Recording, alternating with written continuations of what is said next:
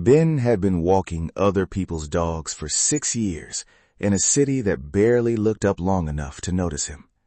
He was 41, divorced, no kids. A business degree framed in a closet somewhere from a career he'd walked away from after a burnout he still didn't fully talk about.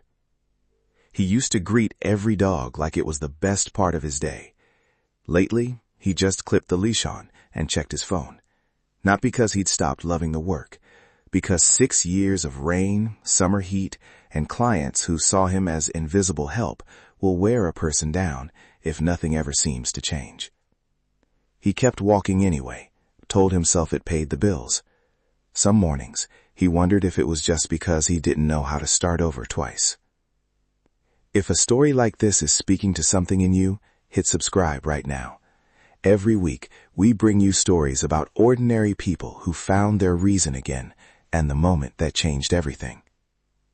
One Tuesday in October, Ben was walking an elderly golden retriever named Biscuit past a bench outside a senior center when he overheard two women talking.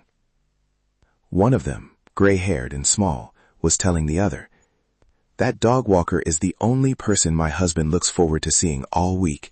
He watches out the window for him. Doesn't do that for anybody else anymore, not even me some days." Ben didn't think they knew he'd heard. He kept walking, but the words followed him the rest of the route. He almost brushed it off, the way tired people do with things that move them, but something about the timing stopped him. This was the same week he'd started looking up job listings again, the same week he'd caught himself walking dogs without really seeing them. That night, he thought back to Biscuit's owner, a quiet widower named Harold, who Ben had always assumed just tolerated him for the convenience.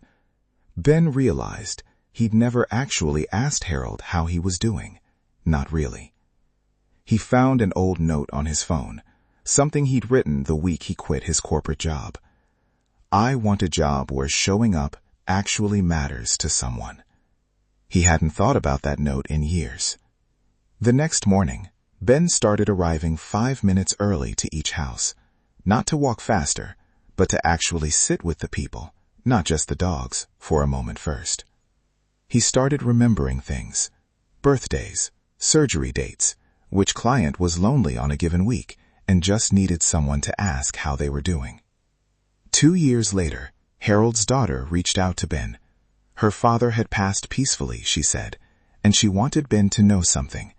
The walks weren't really about the dog. They were the one part of Harold's day he never wanted to miss. Ben keeps that message saved on his phone now, under a folder labeled Why. On the hardest days, he reads it again. He tells new dog walkers something now, usually during their first slow week. You'll think this job is about the leash. It's not. Most days you won't know if you mattered to anyone. But every so often, someone tells you. And it's enough to carry you through the days you don't hear anything at all. Here's what Ben proved. You don't lose your purpose in one dramatic moment.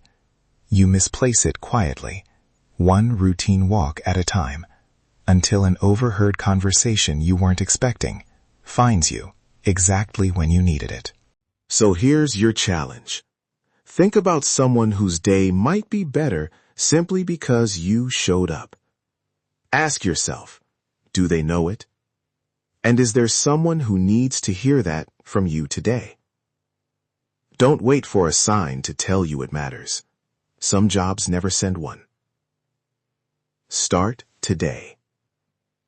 If Ben's story reached you, subscribe. This is the channel for you. And if this reminded you of someone doing quiet, unnoticed work that actually matters, send it to them today.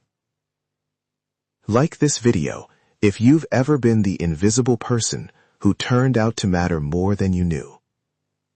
They usually do.